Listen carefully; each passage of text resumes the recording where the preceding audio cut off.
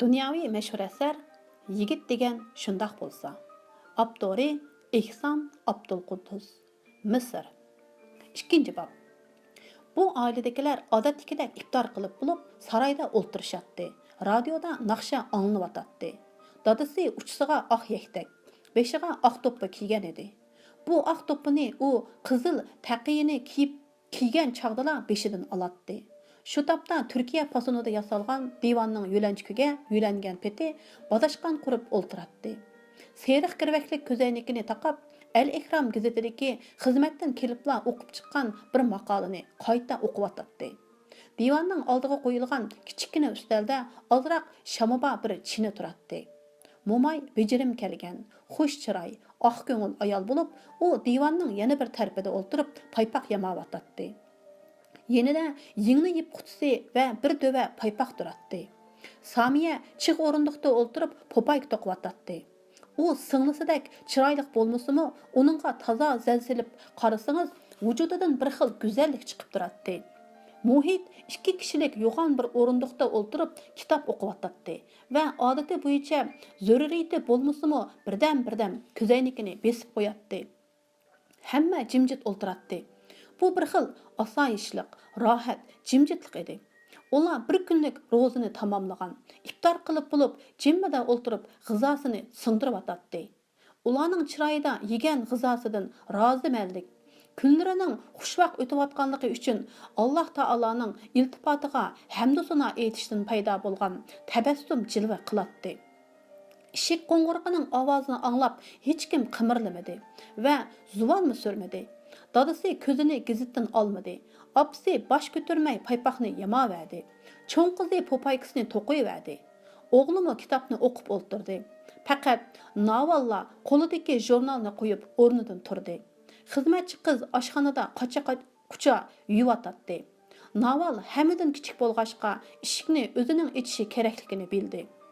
Ammo bu baxtli oiladagi biror odammi eshik qo'ng'iroqli jirg'ilgandan keyingi ishni xiyoliga keltirmadi.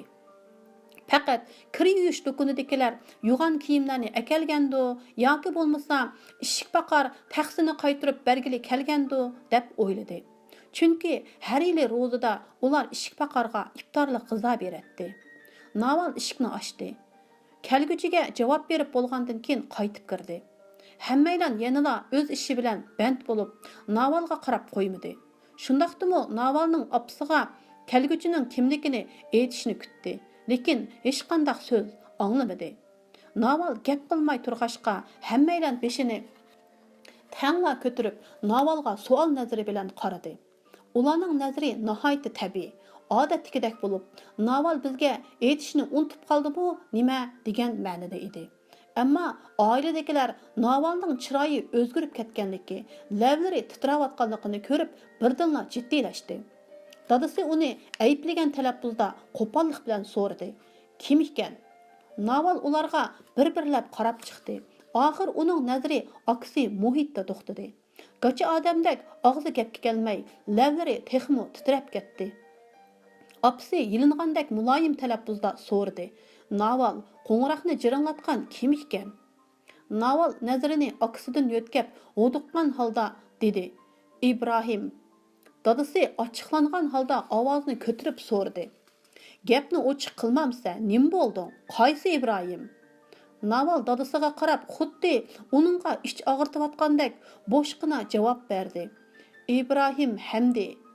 Muhit shu an qattini ro'sildida so'radi. Nima? İbrahim Hamdi keldi davatamsan?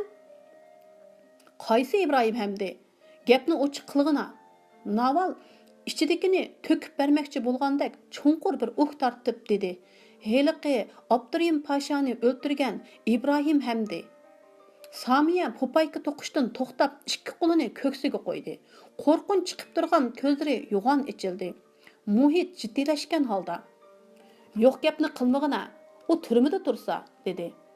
Dadasi badashqan qurib olgan putini tushirib, ko'zoynagini ro'slab qo'ydi va bu balki boshqa Ibrohim Hamdidir. Sen qandoq bilasan uni? dedi. Men uni suratiga asosan tanib oldim, dedi Naval yana tortib. Mo'may eriga yordam tilagandek iltijoli qarab qo'ydi va gupildab qattiq so'qib ketgan yurakim qinidan chiqib ketmasin degandek qo'lini ko'ksiga qo'yib oldi. Bu yigit bizni izlab nima qiladigandu? U Muhitni izlab kelibdi, deb javob berdi Naval. Muhit o'rnidan turib ketdi va mukib oladigan joy izlagandek atrofga ko'z yugurtib aloqsodlik bilan "U meni izlab nima qiladigandu? Tova, burundan uning menga biror hojati tushmagan edi-ku", dedi. Dadasi ayıplagan tarzda uningga qarab qo'yib o'yga patdi. O'yini birdam jimjitlik bosdi. Hammalarning ko'zi dadasiga tikilgan edi. Oxir dadasi tamkin ovozda: "Muhit, sen chiqib uning nima ishi borligini bilib baqqin", dedi. Muhit boshqalarning gapini anglab baqmoqchi bo'lgandek hammalarning chiroyiga bir-birlab qarab chiqdi. Ondan o'rnidan qo'zg'aldi. U eshik tubiga kelganda Naval uning mo'risiga noqib: "Muhit, men sen bilan chiqay", dedi. "Yo'q, sen qolgin", dedi dadasi darrov. Muhit chiqib ketdi. Hammalar uningga xuddi jang maydoniga uzatayotgandek yoki dadasi uningga ig'ir bir mas'uliyatlik ishni ortib qo'ygandek ich og'ritish nazari bilan qarab qoldi. U qadamlaridan salmoq besib, o'zini zo'rg'a ig'ir besiq ko'rsatishga tirishdi. Muhit Ibrohimni dalonda ko'rdi. Ibrohim yanala institutdagi turqida edi. Uning ashu tabiiy holatida odamni o'ziga jalb qiladigan, qalbingizni o'ziga moyil qilib oladigan, butun as-hushingizni o'ziga tortib oladigan kuch bor edi. U kulimsirab tursimi, sal o'diqayotganligi bilinib turardi. İbrahim xuddi taqazzonlik bilan kutayotgan ijodkorga qo'l uzatgan tarzda Muhitga qo'l uzatdi. Muhit ikkilangan holda gap qilmasdan qo'lini berdi. İbrahim Muhitning qo'lini ching siqimdab tutdi-da pichirlab: "Muhit, meni kechirgin. Sizlarni avar qilganligimni bilib turibdiman. Sening oldi bilan gapimni anglashingni, ondan bir gap qilishingni so'rayman." Muhit xuddi o'shiga kelgan odamdek tukurkini yutdi-da cho'nqur xursindi. İbrahim uningga bir g'oyibona odamdek yoki bo'lmasa yerdan unib chiqqan polvondek bilinib ketdi. Orqadan uningda tuyuqsiz paydo bo'lgan o'diqish yo'qoldi. U bir chig' o'rindiqni ko'rsatib: "Qani, o'ltiring", dedi. İbrahim o'ltiribla gap ochdi. "Yana bir qatim kechirim so'rayman. Seni xijil qilishni xohlamayman." Muhit yana bir o'rindiqqa o'ltirdi va gap topolmay: "İbrahim efendi, tamoq yedingizmi?" dedi. Takalluf yuzasidan İbrahim kulib qo'ydi. "Yedim." Arqadan İbrahim o'rnida midirlab qo'yib, sal jiddiy talaffuzda gap boshladi. "Muhit, gapimni angla. Men hozir turmadan qochib chiqdim. Yana biror soatdan keyin saqchilar meni izlaydi. Uningdan burun izlamaydi. Men buni to'liq hisoblab chiqqan. Men seninkida bir necha vaqt yoshirinib turaymikin deb keldim. Men o'yla seni loyiq topdim. Sen siyosatga ancha ko'ngil bo'lmaysan. Shunga bu yerga meni izlab kelmaydi. Men uzun turmayman. Ko'p bo'lsa 4-5 kunla turaman. Keyingi ishlarimni o'rindash uchun boshqalar bilan aloqalashib olsamla bo'ldi. Qani buningga nima deysiz? Yo'q yoki ma'qul deb darrov javob ber." İbrahimning gaplarini Muhit xuddi ajoyib bir cho'chakni anglayotgandek jimmida turib angladi. Kayni-kaynidan ko'zoynakini besib qo'ydi. İbrahimning gapiga darrov javob bermasdan xiyolga patdi. "Sen zodi nima deysiz?" İbrahim uningga tikilib so'radi. Muhit ko'zoynakini yana besib qo'ydi va birdanla 10 yosh qirib ketgandek bo'lib qoldi.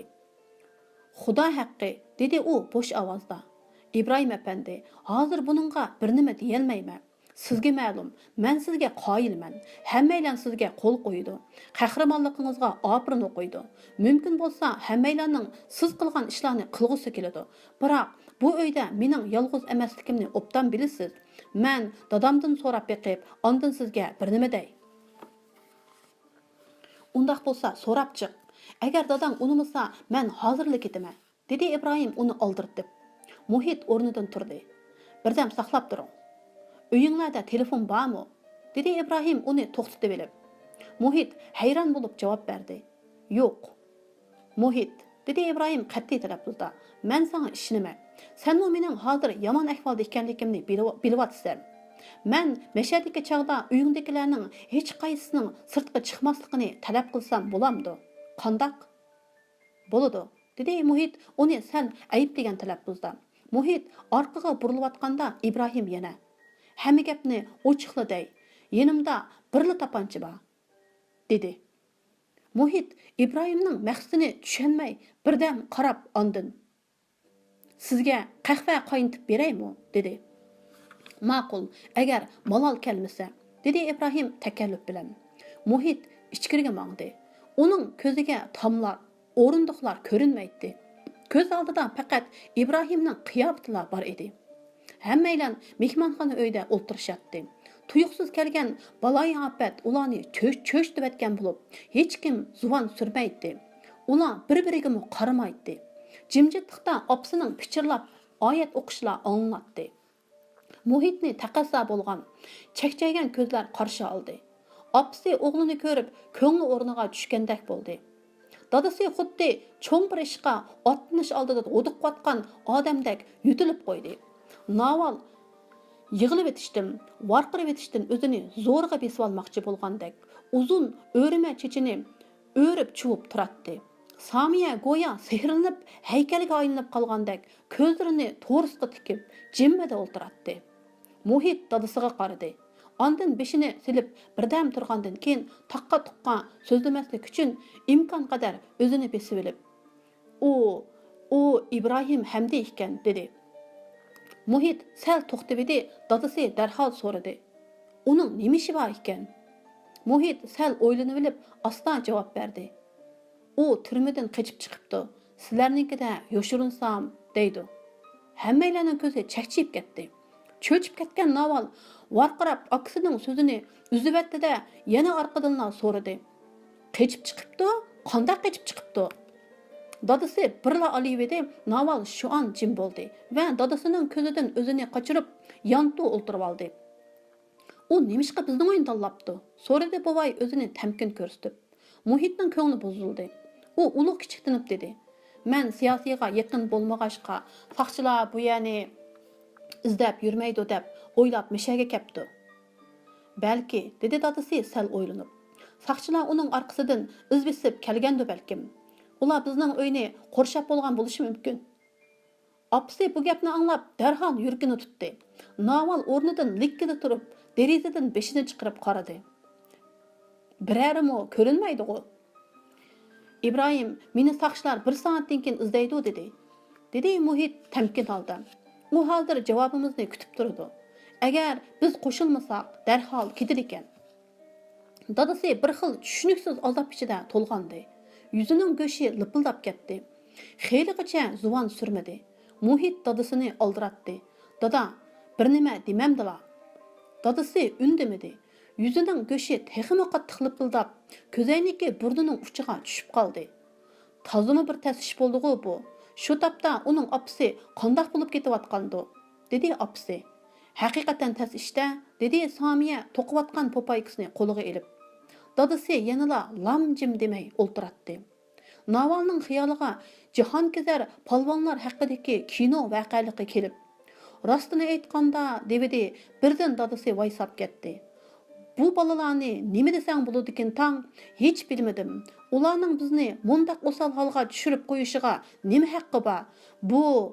U shaqqida xotiniga qarab so'radi. "Tahiya, seningcha qanday qilsam bo'la?" Xotini xuddi to'g'ri deb qo'ysa, eriga besim ishlatgan bo'lib qilishdan qo'rqqandek, yuzini olqini bilan to'sib turib javob berdi. Dadasi o'zlari bir nima desilar, demoqchimanki, u bola o'g'ri yoki jinoyatchi emas. Boshqalar heliqi siyosat degan narsa bilan uni qoymoqtirib shundoq ishlarni qildirgan nima? Biroq bizning bu ishlar bilan qilcha munosabatimiz yo'q-da. Naval o'zichila gapga luqma soldi. "Appa, uni hech kim qoymoqtirmagan." Fursat topolmay turgan opsi so'zlab ketdi. "Oz gap qil. Kim seni gapga qo'shiq solsin", dedi. Dadasi beshidagi oq to'psini tuzashtirib, sapma kashini kiydi-da, o'rnidan turib o'g'liga: "Yaxshisi, uning bilan o'zim ko'rishay. Yur", dedi keskin talaffuzda. Dadasi ishga qarab mangdi, ammo Muhit qimirlamadi. Dadası eshik tubiga borganda, u hammasiga anglatib, "İbrahim, men bu uydan chiqib ketguncha hech kim sirtqa chiqmasa" deydi. Uning yonida tapancha bor ekan, dedi. Eshik tubidan to'xtab qolgan dadasi g'ururi dafsanda qilingandek bo'lib ketdi. Apsi qo'rqib maydasiga urib, "Tapancha? Voy xudoyim, uyimizga kirmagan tapancha qoldimi endi?" dedi. "Rost tapanchimikan?" so'radi Naval ko'zlarini o'ynatib. "Bu degan cho'ng ish. Balo qazo degan shu", dedi Samiya beshini ko'tarmasdan. Bovay gap qilmay chiqib ketdi. Orqadan Muhitmi chiqdi. Bovay odati bo'yicha quruq yo'talib qo'ydi. İbrahim bovayni ko'rib darhol o'rnidan turdi. Ammo bovayni ko'rishmay qolarmikin deb qo'lini uzatmadi. Lekin bovay zo'rg'a kulimsirab qo'lini uzatdi. İbrahim hurmat bilan uning qo'lini tutib ko'rishdi. "Mening dadam", deb tunishtirdi Muhit. İbrahim sal o'duqdi. Bayan saqlab jiddiyleşibmi ketgan edi. Chunki u har bir minutni bekor o'tkazib o'tishga bo'lmaydiganligini obdan bilatdi. Burun u o'ltirmoqchi bo'lgan dushmanini saqlagan chog'larida bunchalik o'duqmagan edi. Shu topda ansizlik ichida qolgan İbrahim himoyaga muhtoj edi. Hozir u nomini anglasa, dushmanlarining yuragi po'kildab ketadigan botir emas, balki do'stlaridan qo'g'dashni talab qilayotgan ojiz edi. Tinch kunlarda opsini ko'rishga, bag'riga o'zini etishga intizor edi. Dadasini ko'rishga, uning yanida xotirjam yashashga talpinatdi. U o'zi bilan qo'l elishib turgan bovayning dadasi bo'lib qolishni bakmo orzu qilatdi. İbrahim o'zini besib oldi. Chiroyidan beoram bo'layotganligini qilcha chandurmadi. Duduqlamay chiroyli so'zlashga tirishdi. "Apandi, men nihoyat xijilman. Bak xijil. Amalsızlıqdan men bu uydan chiqib ketgandan keyin menga 1 soat vaqt beringlar. Ondan nima qilsanglar mayli. Balam, bu yoqqa kiring", dedi bovay o'zini eg'ir besiq tutishga tirishib. Ondan oldida mengib mehmonxona uyining eshigini ochdi. Bu uyga arab bosunidagi uy jihozlari qo'yilgan. Tomga Qur'on Karim suralarining ko'chirilmalari esilgan edi. Safa va o'rindiqlarning qatlari ko'nirab ketgan edi. "Qani balam, o'ltiring", dedi bovay va oldida o'zi o'ltirdi. İbrahim o'ltirmasdan bovay so'radi. "Iftor qilganmidingiz?" "Rahmat, men turmada bo'lg'ashqa ro'za tutolmadim. Uning ustiga doktorxonada yotdim." Arada bir pas jimjitlik hukm surdi. Bovay yana so'radi. "Balam, sizdan bir gapni so'rsam bo'lamdi?" İbrahim tomirlarimdagi qonlar ravon oqmasa, vaqtning o'tib ketayotganligini sezmay qolmay degandek bir qo'li bilan yana bir qo'lini besib o'ltiratdi. "Qani so'rsizlar." Bovay beshini to'van qilib, putidagi sapni kashga qaragan holda so'radi. "Sizning qechib chiqqanligingizni birari bilamdi?" "Saqchilar oz deganda 1 soatdan keyin biladi", deb darhol javob berdi İbrahim. "Demoqchimanki, do'stlaringizdan birari bilamdi. Qandaq? Qechib chiqadiganligimni 3 odam biladi, ammo qachon qochadiganligimni bilmaydi. Qechish vaqtini ahvolga qarab o'zim bekitdim. Ular sizning qechib chiqqanligingizni bilsa, bu yerga izlab kelamdi." "Yo'q, men sizning bu yerda turishimga ruxsat qiladigan qilmaydiganliklarini bilmayman. Uning ustiga zarur bo'lmasa, Muhitning ismini hech kimga aytmayman. Men o'rinlashib olgandan keyin ular bilan aloqalashishga kelishgan." Bovay kulimsirdi. Chunki u İbrahimning vijdonli ekanligiga qoyil bo'lgan, ham o'zini butunlay tutib olgan edi. "Agar shu topda bu yerdan chiqib ketsangiz, kimni izlaysiz?" deb so'radi bovay. İbrahim bovayga vaqtning o'zi uchun oltindek qimmatli ekanligini bildirish niyatida nihoyat tez javob berdi. "Men bilmayman. Shu 3 odamning birini izlab boqaman. U yerga borgandan keyin qayoqqa berishni maslahatlashaman." Buvayda vatanparvarlik maxfiy faoliyatga qatnashayotgandek bir xil qizg'inlik paydo bo'ldi. Biroq saqchilar u uchaylarning do'stingiz ekanligini bilib bilishi turgan gap. "Cho'qim u yerga berib sizni izlaydi." İbrahim eg'ir xursinib javob berdi. "Shundoq, ammo boshqa amal yo'q." Xuddi buvay yelkisini ig'ir yuk besib ketayotgandek yana beshini tuvan soldi va endi ig'iz ochmayman degandek jim bo'ldi. İbrahimning ko'zlari chanoqidan chiqib ketadigandak chakchib ketdi. Qattiq sarosimaga tushganligi bilinib turadi. Ishqilib, beshiga kelgan qismatning hukmini anglashga tayyorlangandek edi. Muhit gap qilmay birdam dadasiga, birdam İbrahimga qarab o'ltiratdi. Ba'zida chochlarini silab, kechilik kiyimining tugmasini tutib qo'yatdi. Ba'zida ko'zoynakini burnining ustidan ko'tarib qo'yatdi va ba'zida ussab chaqildab ketgan odamdek tukurkini yutatdi. Buvay beshini ko'tarib İbrahimga tikildida bolasiga xafa bo'lgan talaffuz bilan: "Bilishingiz kerakki, sizning qilganlaringizni hozirgacha qo'llamayman. Bundaq vatanparvarlikni to'g'ri topmayman", dedi. İbrahimning chiroyi jiddiy tus oldi. O'rnidan qopmoqchi bo'lgandek oldiga sal engishdi. G'amsiz ko'rinadigan chiroyi o'diqishini yo'shira olmadi. Muhitning chiroyi xuddi chuja bo'g'izlaganga qarab turgan odamnikidek tatirib ketdi. Buvay bo'lsa keskin tarzda gapini davom qildi. "Sizning bu yerga kelishingizni xalab ketmayman. Bizning siyosat bilan chatqimiz yo'q. Men sizdek vaqtimda hech qanday siyosiyga aralashmagan. Men mushuncha yoshga kiribmi, har qanday namoyishga qatnashib baqqan emasman. Bu yeshimda bir oila menga qarashliq turganda, sizni deb turmushimni vayron qilishni xolamayman." İbrahim o'rnidan turdi. Buvay uningga qarab qo'ydi-yu, gap qilmadi. Umidini texi uzmagan İbrahim gap so'z qilmasdan eshik tarafga 2 qadam menib: "Efendi, oldingizdan nayt xijilman, to'limi xijilman", dedi. Buvay javob qilmadi, ham İbrahimga qarabmi qo'ymadi. Yuzining go'shi lipildashga boshladi. U qattiq azoblanmoqda edi. İbrahim 3-chi qadamini bosdi. U texi eshik tubiga barmagan edi. Buvay beshini ko'tardi. O'zidanmi kuchlik narsa oldida, qalbidan urg'ib chiqqan, idroq bilan to'sib qolg'ili bo'lmaydigan kuch oldida taslim bo'lgan edi. Shunga u bo'g'iq ovozda: "Balam, qilib qiling, keling, o'ltiring. Men sizdan yana bir gapni so'rsam bo'lamdi", dedi. İbrahimni yig'i tutdi. U darholla: "So'rasila", dedi. "Siz Abdurahim Pashani nima deb o'ltirdingiz?" İbrahim o'z fikridan ching turib, o'ziga ishongan holda javob berdi. U Angliya olvostilarining odami. Angliyaliklarning qo'li bo'lg'ashqa o'ltirdim. Uning Angliyaliklarning g'olchisi, vatan xoini ekanligini hamma odam biladi. Uni hukumat bir taraf qilsa bo'lmasmidi? İbrahim g'azab nafratini aron besib javob berdi. Hukumat uni boshqara olmaydi. U hukumatdanmi yomon? U hukumatni boshqaradi. Nurg'un hukmlarni hukumat chiqara olmaydi va bejira olmaydi. Hukmni xalq chiqarib, o'zi ijro qilishi kerak. Jamoat uni vatan xoini deb hukm qildi. Men uni ijro qildim. Buvay birdam jim bo'lib qilib, yana so'rdi: "Siz biror partiyaga kirganmi?" "Yo'q." "Vatandoshlar partiyasiga kirmadingizmi?" "Yo'q." Buvay jim bo'ldi. Xelidan keyin u o'g'liga burilib, boya unutib qolgan ishni esiga olgandek: "Opang va singillaringni chaqirgin. Ular İbrahim efendi bilan tanishib qo'ysin", dedi. İbrahim bilan Muhit tangla buvayga qaradi. Hech ishni anqira olmay hayron bo'ldi. Ular buvayning lavlaridagi bilinar-bilinmas tabassumni ko'rdi.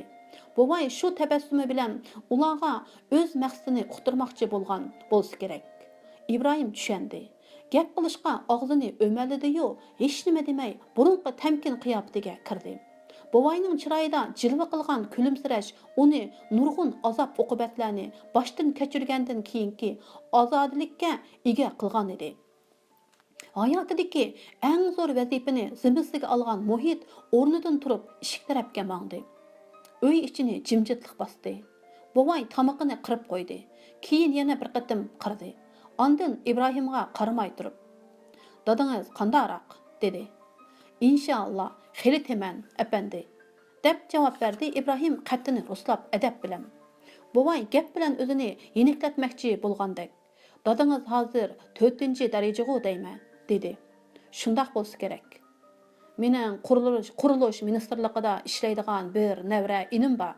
U doim dadingizni maqtaydigan", dedi buvay takalluf bilan. Birdam jim o'ltirib, bovay yana gap ochdi. Sizlar bizning bo'lim boshlig'imiz Abdul Aziz bilan bordi keldi qilamsizlar. Men sizlarni tuqqan deb anglagan edim. Meningcha, u dadamning do'sti. Umu obdan adam. Shundoq apandi. Ular yana jim bo'lishdi. Bovay gaplarining toza chek basmayotganligini his qildi-yu, boshqa gap topolmadi. Men sizlarga qanday rahmat etishni bilmayapman. Men baya, dedi Ibrohim. Bovay uning so'zini bilib etdi. Boyiqi ishlarni asligisi kelmadi. Undaq demang. Sizmi o'g'lim Muhitga o'xshash. Faqat sizning turmushdagi rolingiz uningkiga o'xshamaydi.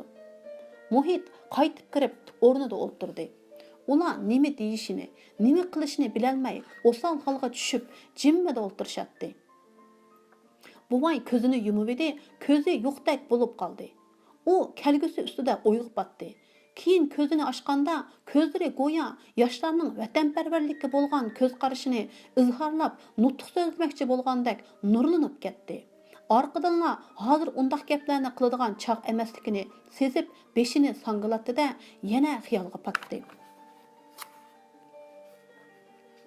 Muhitning nurg'un savollari bo'lsa-mu, gapni qanday boshlashni bilmay qilib-atdi.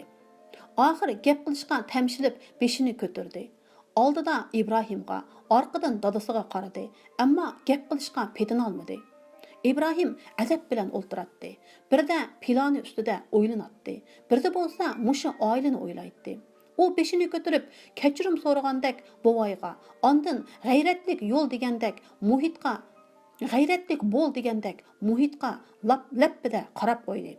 Muhit oxir titrangoy inchga ovozda so'radi. Ibrohim apandi, siz qanday qochib chiqdingiz? Buning javob berguchiligimi yo'q-ku, deb o'ylagan Ibrohim kulimsirab qo'ydi-da, ottiyla javob berdi. Buning tilga olg'uchiligi yo'q. Ular mening doktorxonada erkin yurishimga ruxsat qilgan edi. Bugun menib bu yerga kelib qoldim. Bu gapdan qanoat topmagan Muhitning chiroyi bir qismini bo'lib ketdi. U asli uning tomdan qandoq ortilib tushganligi, orqadan qo'g'lab kelayotgan askarlar otgan o'q ovozi, ichida suv turbasidan siyrilib tushganligiga o'xshash ajoyib qiziq hikoya anglayman deb o'ylagan. Turmadan qochishning Ibrohim aytgandek oson bo'lishini faqatla xiyoliga keltirmagan edi. Muhitning opasi bilan ikki singlisi kirib keldi. Ular hech qancha yasanmagan, faqatla opasi ko'nglikini almashtirib chiqqan edi. Samiya bilan Navalning putida arapashna to'pday bar edi. Ibrohim o'rnidan turib, xuddi o'z opasi bilan ko'rishgandek Mo'mayning qo'lini tutib so'yib qo'ydi va uni peshonasiga tekkizdi. Mo'mayning oq ko'ngillik va samimiylik chiqib turadigan xushxuy chiroyini ko'rib, balliq chaqlarida ko'chada o'ynab, herib ketganda opasining yiniga berib oladiganiga o'xshash o'zini uning qo'yniga etib, barliq azobdan xalos bo'lg'isi kelib ketdi. Ammo Ibrohim o'zini zo'rg'a besib olib, Samiya bilan qo'l ilishib ko'rishdi. "Qizim Samiya" deb tunishtirdi Bovay. Ibrohim kulib qo'ydi. "Bu Naval" deb tunishtirdi Bovay. Ibrohim qizlar bilan ko'rishganda ularga qaramadi. Ammo ojisingiz ikkisi chaqnab turgan ko'zlari bilan ko'rish man'iy qilingan g'alati maxluqni ko'rayotganga o'xshash, uningga bir necha qatim qarab qo'ydi. Ibrohim noyati xijil bo'ldi va o'ng'aysizlandi. Chunki oldida bir emas, ikki qiz turardi. Bu uyda qizlarning bo'lishini xiyoliga keltirmagan edi.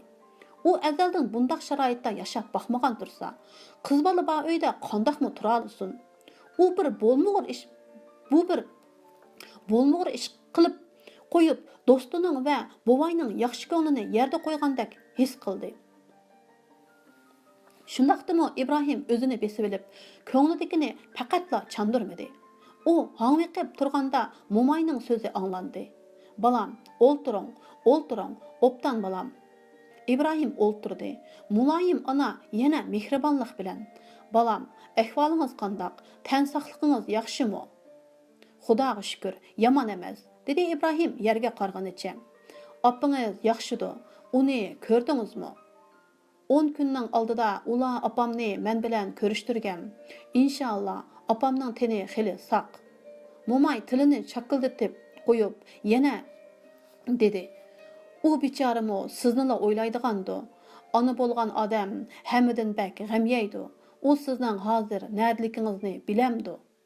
Apsının gepi chiqish bilan İbrahimning yuragi etishdi. Past ovoz bilan bilmaydi, dedi. Bovay xotiniga bo'ldi, gap qilma degandek tangliyini qirib qo'ydi-da, İbrahim efendi, bizning uyda bir necha kun turadigan bo'ldi. Albatta, bu ishni hech kim bilmasligi kerak, dedi. Bovay jim bo'ldi. Boshqalarmi undimidi. Bu gap hech kimga tasodifiy tuyulmadi. Bo'ladi. Biroq dadasi uyga birari kelib qolsa, qandoq qilamiz? Dedi mo'may ingikini silab turib. Yaxshisi biz eshikni qulflab qo'yaylik. Kelganlar bizni bir yerga ketgan o'xshaydi deb qolsin, dedi Samiya opsi bilanla so'zlashayotgan tarzda. İbrahim hayron qoldi. Beshini ko'tarib Samiyaning qaragan-siri go'zal ko'rinadigan chiroyiga qaradi.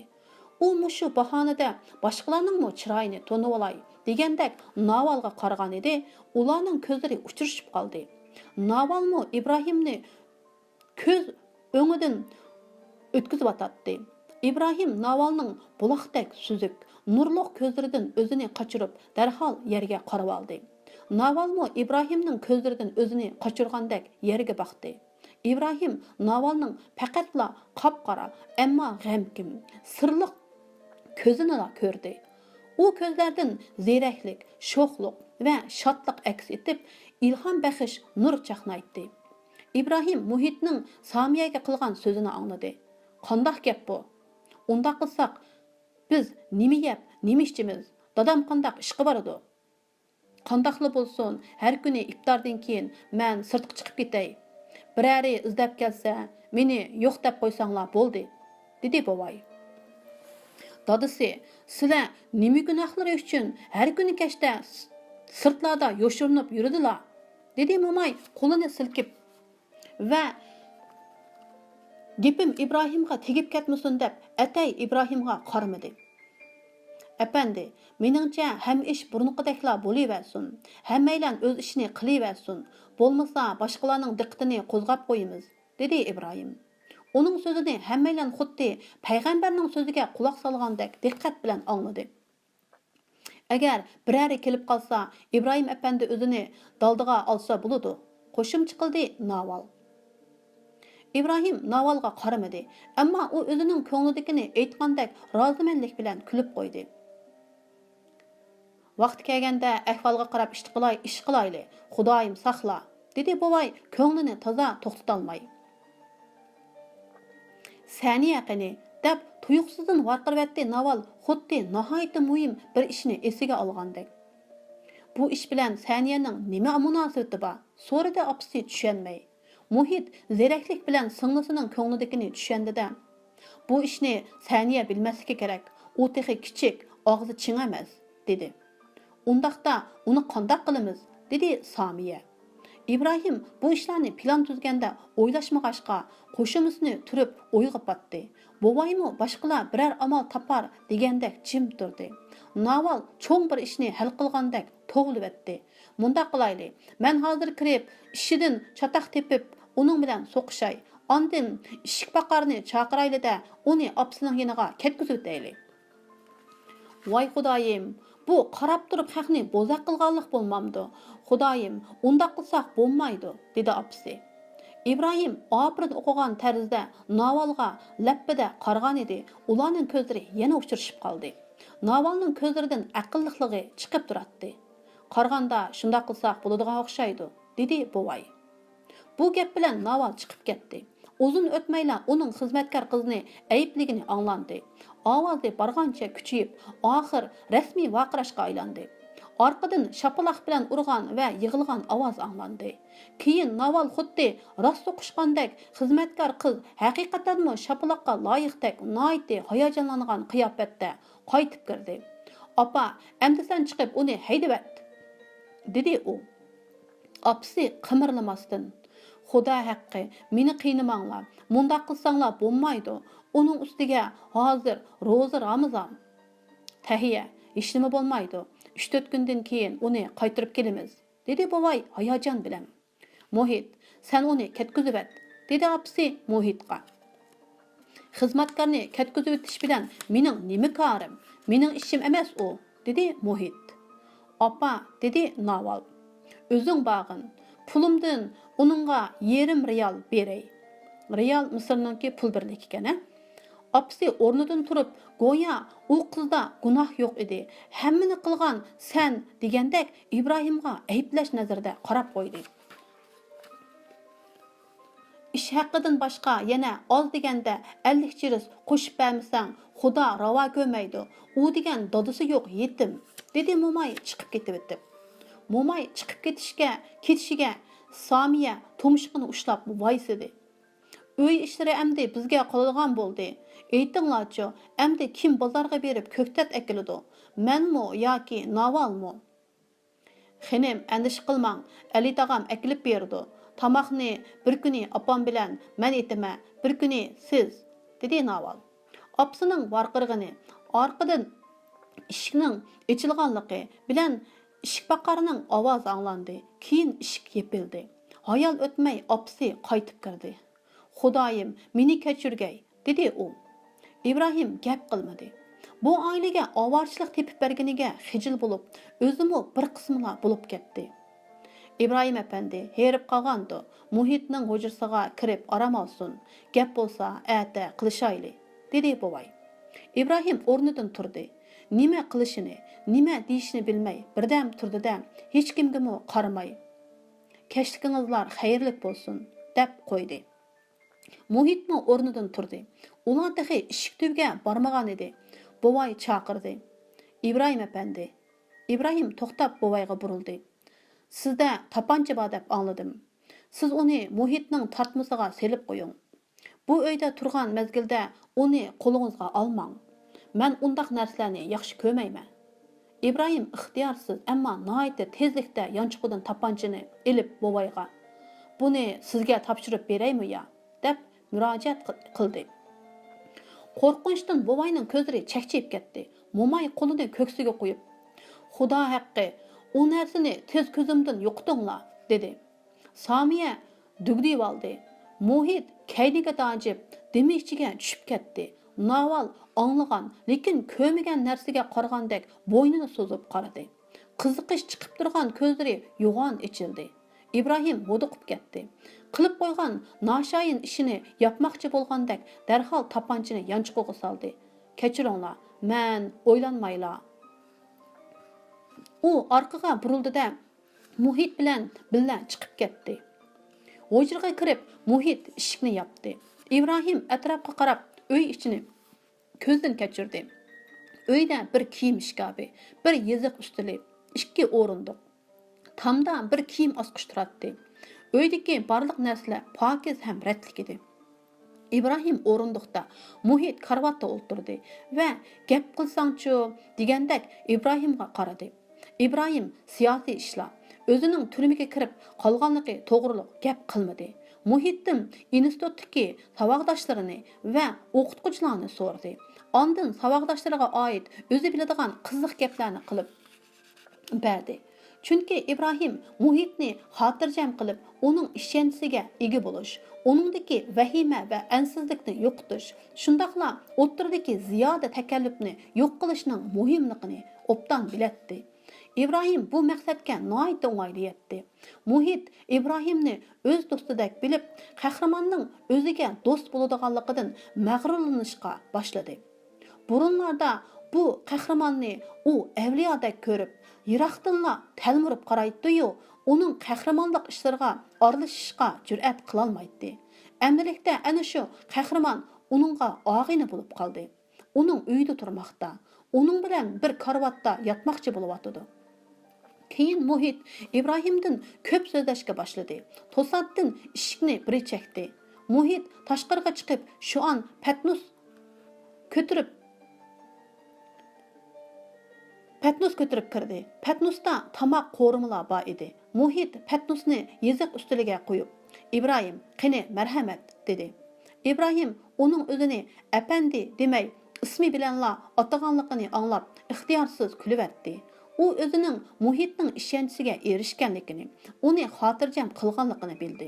Shunga u tamoqni mazza qilib, ishtaha bilan yedi. Turmaga kirgandan buyon mundaq ishtaha bilan tamoq yemagan edi. Muhit so'zlab o'ltirdi. Ishik yana chekildi. Kiring, dedi Muhit o'rnidan turmayla. Uyga Naval kirib keldi. Qo'lida dazmollangan yaktak bor edi. Muhitning kechilik kiyimi dal kelamdikin deb sizga dal kelmamdikin deb sizga dadamning yaktikini akirdim, dedi u ikkilangan holda Ibrohimga qarab. Ibrohimning velki tutgan qo'li to'xtab qoldi. U yer yirilsa kirib olgudek darajada o'ng'aysizlanib ketdi. Uning yuzi villada qizirib, tomog'iga bir narsa keplashib qolgandek bo'ldi. Navalga qaradi-yu, ko'zini uningdan ololmay qoldi. U Navalning indian qizlarinikidek qizil mangzi, texi lav suruqi surtilmagan levi, chiroydagi tabassumni ko'rib hayron bo'ldi va o'diqib ketdi va qiz bolaning o'zi yotadigan uyga kiradiganligini xiyoliga keltirmagan edi. Naval Ibrohimga taajjub bilan qaradi. Ondan burilib aksidan so'radi. Sizlarga yana nima kerak? Rahmat, dedi Muhit. Rahmat. Ibrohim sal turib qo'shib qo'ydi. Naval chiqib ketdi. Ibrohim tomoqni yeb bo'ldi, ammo qalisiga planida yo'q qiz bola kirib oldi. Muhit bilan hojatxonaga kirib chiqqandan keyin kiyimlarini soldi. Tapanchini ustalning tortmasiga selib qo'yib, yaktakni kiyib, Muhitning yeniga chiqib yotdi. U uxlayotganda qiz bolaning kirib kelishidan ansirgandek yotqanni him yapdi. Muhit yana universitetdagi ishlarni so'zladi. To'satdan radiodagi naqshi to'xtab, diktorning tonish ovozi anglandi. Xonimlar, apandilar, hozir jamoatchilikka muhim bir xabarni anglatamiz. Biz baya ichki ishlar ministrligining tövandagidek uqtirishini topshirib oldik. Abdurahim Pashani o'ltirgan Diloning bosh jinoyatchisi Ibrohim bugun kechda qochib ketgan. U 23 kunning oldida turmadan ayni qasri doktorxonasiga yo'tkab kelingan edi. İçki ishlar ministri shuni jakarlaydiki, bu jinoyatchini tutib bergan yoki tutishga yordamlashgan odamga 5000 fond sterling in'om beriladi. Harbiy ishlar qo'mondoni ya'ni shuni jakarlaydiki, bu jinoyatchining qochib ketishiga yordam qilgan yoki ahvolni bilib turib ma'lum qilmaganlarga og'ir jazo berilib, 3 yildan ortiq turmaga tashlanadi. Hozir harbiy sotning uqtirishini anglatamiz. Onun to'liq teksti tövəndikicha. Biri radioni o'chiribdi. Muhit Ibrohimga lappida qarab qo'yib, ko'zini boshqa tarafga qochirdi. Ibrohim Muhitga qaramay to'risqa tikilib, yetib o'z-o'ziga so'zlayotgandek. O'zimning bunchalik pulga yaraydiganligimni o'ylabmi baxmabdimi, dedi. Ibrohim jim bo'lib qoldi. Muhitmi undimidi. Ular bir-biriga qaramay to'risqa tikilib yetishdi. İbrahim hökumatning bu radio uqtirishiga nima deyishni bilolmadi. Chunki bu uqtirishning yenidagi do'stiga beradigan ta'sirini yo'qota olmaydi. U do'stidan o'zini pash qilmaslikni talab qila olmaydi. Bundaq va'da elish haqqimi yo'q edi. Agar do'sti uni pash qilmoqchi bo'lsa, olgan va'daning nima roli bo'ladi? İbrahim jimmida yossimi bak ochig'i keldi. G'azabdan tomirlari ko'pib, dimi siqildi. Ular nemishqa İbrahimga buncha chin esilishib oladigandu. Nemishqa xalq uni tutmoqchi bo'lgan hukumatni og'dirib tashlamaydi. Nemishqa uni qutuldirib oladigan, uningga tinchlik va parlaq istiqbol ato qiladigan ish bo'lmaydi. U vatan va xalqni deb heliqi vatan xoinini o'ltirgan tursa, nemishqa kishilar uni qutuldirib olayli demaydi. İbrahim ümidsizlandi. Kishilar hech ish qilmaydi. U xuddi qopqonga tushgan chashqandek tutiladigan bo'ldi. Shu topda texi birlari uni tutib berib 5000 fond sterling in'om elishni o'ylayotgandi. Uningga rostilla qafasga solinib qolgandek, beshi qafasning baldaqlariga tegayotgandek bilindi. Demisimi u hozir odamlarning qo'g'ilishidan qochib yurgan chashqon bo'ldi-ku. Uning xiyoli o'zi o'rinlashgan oilaga ko'chdi. Ular tutib berami? U birdinma o'zini vafoga jafo qilgan odamdek his qilib, kallasiga kelgan bu xiyoldan izo tortib qoldi. Yo'q, bu oiladagilar uni tutib bermaydi.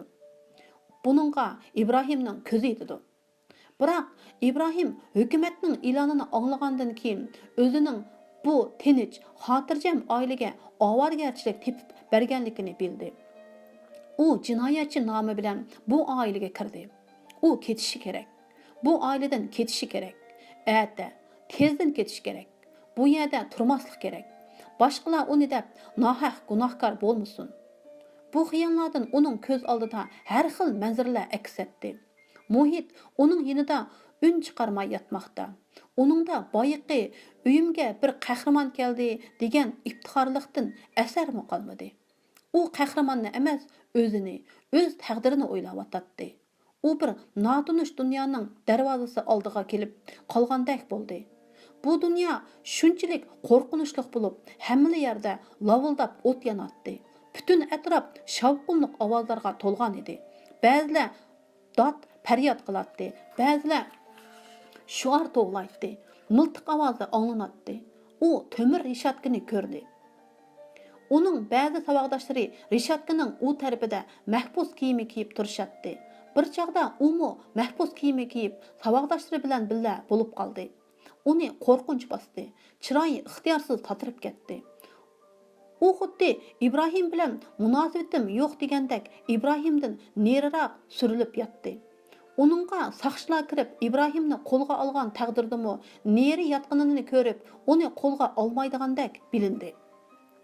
Radiodan hukumatning e'lonini anglagandan keyin Muhit in'om to'g'risida o'ylamadi. Hatto xiyoliga keltirmadi. Uningga jinoyatchining qechib ketishiga yordamlashgan odamni turmaga tashlash to'g'risidagi harbiy sotning uqtirishlar qattiq ta'sir qilgan edi. U turmaga tushishdan qo'rqatdi. Targa cho'mildi. Go'yo jinoyat o'tkazib qo'ygandek vujudini titrak bosdi. Ishik chekildi. Hech qaysisi vaqtning qancha bo'lganligini bilmaydi. İbrahim jiddiylashgan holda avval ishikka, ondan Muhitga qaradi.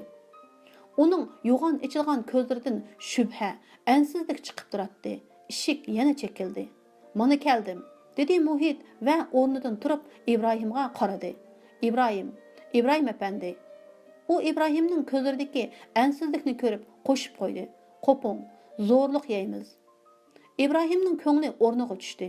Ko'zlaridagi ansizlikmi yo'qoldi. "Rahmat, men ata roza tutolmaydigandek turaman", dedi u. Muhit o'rnidan turib chiroqni yoqdi.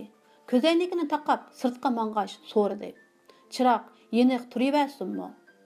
"O'chirib", dedi İbrahim. Muhit chiroqni o'chirib etib chiqib ketdi. İbrahim boshqadan xiyolga patdi. Keyin ixtiyorsiz ko'zlari yumilib uyquga ketdi. 2-bob tugadi.